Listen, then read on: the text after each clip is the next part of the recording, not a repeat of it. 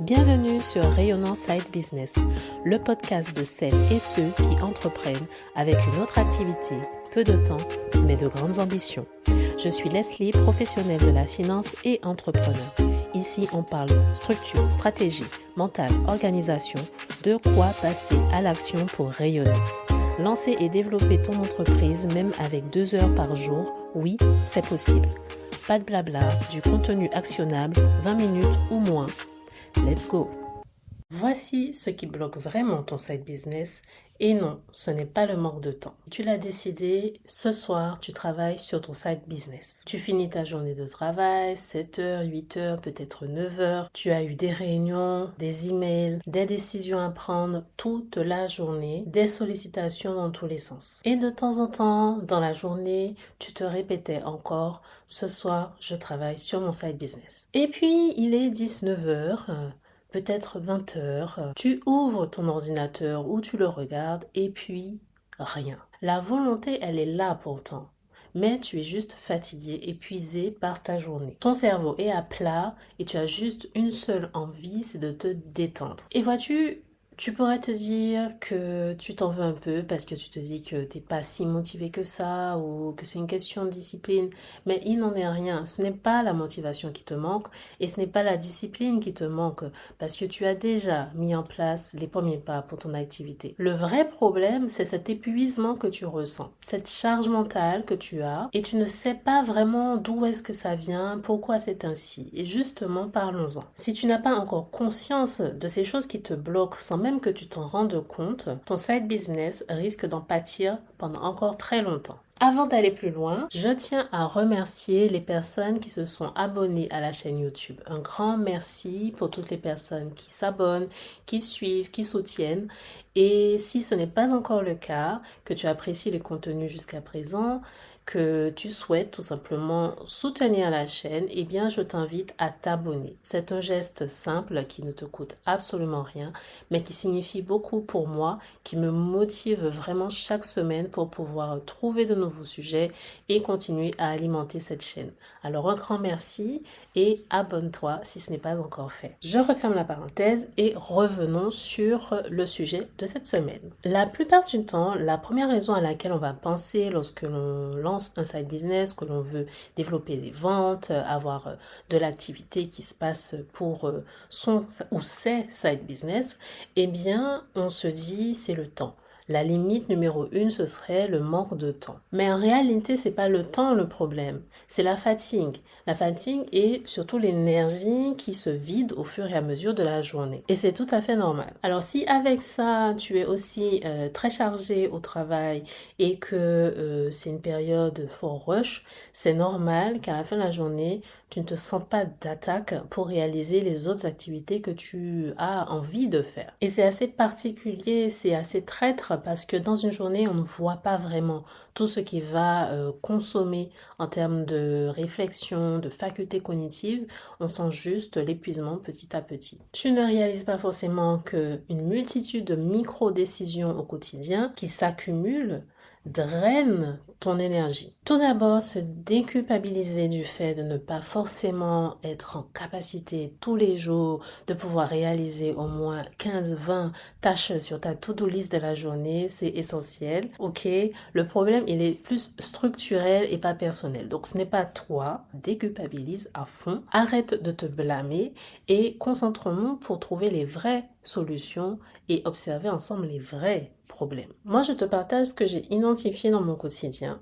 Et avec ce partage de mon expérience, j'espère que ça te sera utile pour que tu puisses identifier ceux qui représentent une charge aussi pour toi et mettre en place les actions adaptées. Pour moi, tous les jours, c'est énormément de notifications. Les notifications, les emails, les pop-up, les demandes, les sollicitations n'ont pas cessé d'augmenter. Et avec elles, la nécessité de devoir changer, passer d'une tâche à une autre assez rapidement, de faire preuve de beaucoup de polyvalence. Sauf que chaque notification auquel tu accordes ton attention, c'est une interruption. Tu t'arrêtes de faire ce que tu étais en train de faire pour pouvoir y accorder ton attention. Et ça coûte bien plus de temps de se reconcentrer de nouveau sur ce qu'on était en train de faire avant. Des études ont montré qu'il fallait en moyenne 20 minutes pour se replonger dans le même niveau de concentration que l'on avait avant la notification. Multiplie ça par le nombre de notifications que tu peux recevoir sur ton ordinateur ou sur ton téléphone et le résultat est vertigineux.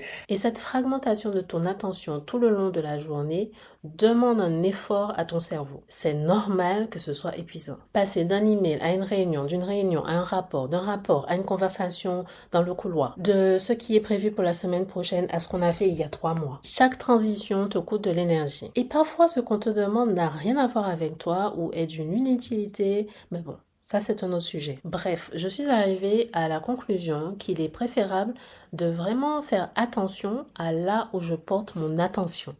Ce qui veut dire que les notifications, les emails, même la sonnerie, dans les moments où j'ai besoin de pure concentration pendant 1 heure ou 2 grand max, je pense qu'1 heure maximum de concentration pour prendre une pause par la suite, c'est essentiel. Et dans ces moments-là, je bloque les notifications, ça aide. Définir aussi des plages horaires où tu consultes les emails, où tu réponds à des demandes, des sollicitations et ensuite tu rebascules sur d'autres choses qui sont plus productives. Ça aussi, c'est une façon de protéger son attention. Ça permet d'être beaucoup plus proactive et en maîtrise de là où on porte l'attention. Parce que ce sur quoi on porte son attention grandit. Et on a bien envie de faire grandir son side business, n'est-ce pas? Après les notifications, j'ai remarqué que certaines tâches qu'on va réaliser, c'est pas vraiment clair, est-ce qu'elles sont productives ou pas productives? Est-ce qu'elles servent vraiment à quelque chose ou pas? Quand on est entrepreneur, qu'on se lance, qu'on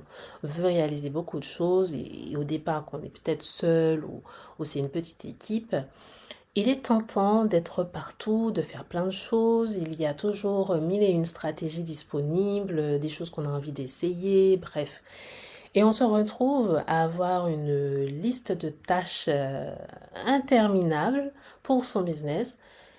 Mais toutes ces tâches ne sont pas forcément utiles. Ça peut être énormément de temps mis sur de la planification, sur le fait de se faire des petites listes, s'organiser au lieu de concrètement passer à l'action. Ça peut être le fait de vouloir passer beaucoup de temps sur du graphique, sur le design, faire en sorte que tout soit joli sur le feed, alors qu'on n'a pas encore réglé le problème de l'acquisition du trafic, des personnes qui vont venir voir ce design. Ça peut être l'envie d'avoir un site internet et un catalogue plein de produits et de propositions de services différents pour apporter des solutions à tout le monde, alors que ton système pour soutenir et fournir ton service pour ta première offre n'est pas encore optimisé. Bref, je me suis rendu compte qu'il est absolument crucial de savoir identifier les tâches qui sont réellement productives et les prioriser dans ton side business. Ça ne veut pas dire qu'on oublie complètement les tâches qui ne sont pas directement liées à la génération de revenus ou au fait de faire bouger les choses pour ton side business. Non, il y a des tâches aussi qui ne sont pas directement productives, mais qui sont quand même essentielles au bon fonctionnement de ton activité. Et justement, ça va prioriser et accorder du temps en fonction de ces différentes tâches. C'est essentiel pour pouvoir avancer. Et même pouvoir identifier des activités similaires et les regrouper permet de gagner du temps parce qu'il y a moins de friction dans le fait de passer de cette tâche-là à cette tâche-là quand elles sont quand même assez proches en termes de réalisation. Donc voilà, ça c'est mes petites astuces productivité qui fonctionnent pour moi. Une autre chose épuisante et on ne s'en rend pas forcément compte, c'est le nombre de fois, le temps que l'on passe à scroller sur les réseaux sociaux, à se balader, errer sur internet en se disant, en pensant que c'est une façon de décompresser, de s'aérer l'esprit. Dans ces moments-là, ton cerveau consomme du contenu de façon passive. Ça représente quand même une stimulation un peu faible, mais une stimulation quand même de ton cerveau qui ne lui permet pas de se déconnecter, de décompresser réellement. Et puis, ça prend du temps. L'air de rien, sans t'en rendre compte, tu peux passer énormément d'heures sur les réseaux sociaux si ce n'est pas limité ou défini. Et de façon passive, qu'est-ce que tu consommes? Ça aussi, c'est intéressant de se poser la question. Est-ce que ton feed, il est aligné avec la direction que tu veux prendre dans ta vie? Moi, je sais que j'ai fait un gros travail là-dessus. Quand j'ouvre mon feed, je vais trouver de la positivité, du développement personnel, de l'actualité ou des choses importantes ou utiles à savoir. Bref, ça se travaille. Ton algorithme sur les réseaux sociaux se travaille. Et je t'invite à te poser la question chaque fois que tu vas sur les réseaux et que tu t'arrêtes, que tu en sors, comment est-ce que tu te sens après avoir passé ces 10 minutes ou plus sur les réseaux? C'est extrêmement important parce que selon cette réponse, tu sauras aussi quoi faire. Je dis ça, je pose ça là, tu fais ce que tu veux. En tout cas, tous ces points que je partage avec toi, c'est pas des choses que je maîtrise à 100% aujourd'hui. Je ne pense pas qu'il y ait une personne qui maîtrise tout ça à 100% non plus. C'est toujours tentant d'aller scroller. C'est toujours pas forcément de notre ressort d'avoir des notifications en permanence toute la journée. On n'a pas un contrôle total sur toutes ces choses que je viens de partager, c'est normal. Par contre, on a un contrôle sur là où on décide de mettre son attention, de mettre son temps. On a un contrôle sur soi, les actions qui dépendent de soi. Et ce ne sera pas toujours parfait et c'est ok. Toutes tes journées ne seront pas les mêmes forcément et c'est tout à fait ok. Certaines journées seront beaucoup plus productives, d'autres un peu moins. C'est tout à fait normal. Mais tu as le droit de ne pas être satisfait ou satisfaite avec ton planning aujourd'hui, les actions que tu as choisies, les choses que tu as priorisées et de décider de faire mieux. La transition de salarié à entrepreneur, la transition de salarié seulement à entrepreneur avec un side business, ça se fait pas uniquement avec de la bonne volonté, mais en apprenant à travailler mieux, en apprenant à diriger son attention, en apprenant à réaliser ce qui fonctionne mieux pour soi. Et si bosser le soir après une journée bien remplie, c'est compliqué pour toi, est-ce que tu as essayé de bosser le matin? Peut-être que c'est le rythme choisi et les plages horaires choisies qui ne conviennent pas pour toi. À voir, à tester, il y a tant de possibilités. J'espère que cet épisode t'a plu, t'a apporté plus. Et si c'est le cas, je t'invite à t'abonner si ce n'est pas encore fait. Un geste simple qui soutient la chaîne et qui me donne envie de faire la prochaine vidéo la semaine prochaine. Un geste simple, mais la meilleure manière de me soutenir et de m'encourager aujourd'hui. Et si tu veux aller plus loin, bénéficier de mon accompagnement, Rayonnant Side Business est là pour toi. Tous les détails sont dans la description. Je laisse les liens utiles avec le partage aujourd'hui et on passe à l'action car il est temps de rayonner. Merci d'être passé, d'avoir écouté Rayonnant Side Business, le podcast de ceux et celles qui ont l'ambition d'entreprendre même en ayant une autre activité. Si cet épisode t'a plu, rends-moi un service, mets une belle note à ce podcast afin que d'autres personnes puissent le retrouver. Tu peux aussi le partager. Tu peux retrouver tous les épisodes sur le site internet www.rayonnantsidebusiness.fr.